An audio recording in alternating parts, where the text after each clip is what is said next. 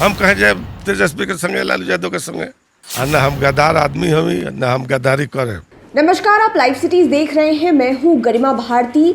लालू यादव की पार्टी यानी कि राजद के ही एक विधायक कह रहे हैं कि वो लालू प्रसाद यादव और उनके परिवार वालों को बिल्कुल भी नहीं जानते। दरअसल ये बात तब से शुरू हुई जब से सिवान के पूर्व सांसद मोहम्मद शहाबुद्दीन की मौत हुई। उसके बाद से राजद के भीतर क्या कुछ चल रहा है, एक अलग ही तरह की गुटबाजी चल रही है। शहाबुद्दीन के जितने भी समर्थक रहे वो काफ़ी नाराज़ हैं लालू परिवार से, क्योंकि शहाबुद्दीन की जब मौत हुई तो उनके बेटे ओसामा शहाब के साथ खड़े होने के लिए ना तो तेजस्वी यादव थे, ना ही लालू परिवार से कोई था। उसके बाद शहाबुद्दीन के जितने भी समर्थक हैं वो काफ़ी गुस्से में आ गए हैं। राजद कई लोग छोड़ रहे हैं और जो भी शहाबुद्दीन के समर्थन में है वो काफ़ी ज़्यादा गुस्सा है लालू यादव और उनके पूरे परिवार वालों से। अब सिवान के रघुनाथपुर के विधायक ने सीधे कह दिया है कि वो लालू यादव और उनके परिवार से किन्हीं को भी नहीं जानता। उन्हें केवल और केवल शहाबुद्दीन और हिना शहाब से मतलब है। क्या कुछ कहा है रघुनाथपुर से आरजेडी के विधायक हरिशंकर यादव ने,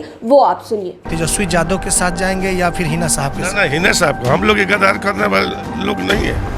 हम लोग हम गद्दारी ना, हम गद्दारी आज तक किसी के साथ कोई नहीं की। हम कहे जाए तेजस्वी के संगे, लालू यादव के संगे, साहब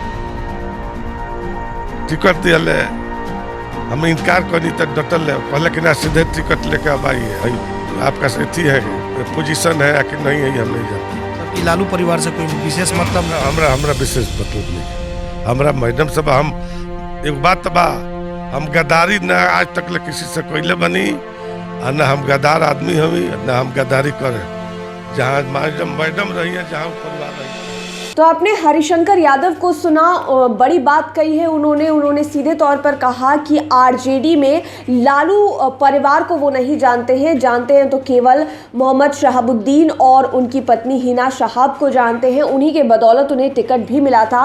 ये कह रहे हैं कि हमें चुनाव लड़ने का कोई शौक नहीं था। शहाबुद्दीन को साहब कहा जाता है उनके समर्थकों के द्वारा। वो कह रहे हैं कि साहब ने कहा इसलिए हम चुनाव लड़ने के लिए तैयार हुए भी, वरना कोई भी मतलब नहीं था चुनाव लड़ने का, या फिर लालू यादव को हम बिल्कुल जानते ही नहीं हैं। एक बार फिर से सुनिए क्या कुछ कहा है हरिशंकर यादव ने। तेजस्वी यादव के साथ जाएंगे या फिर हिना साहब के साथ? ना हिना साहब को हम लोग गद्दार करने वाले लोग नहीं है।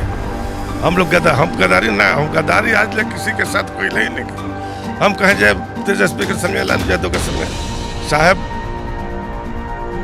टिकट दिया हम इनकार करनी तक डटल है, पहले कि ना सीधे टिकट लेके अब आई है।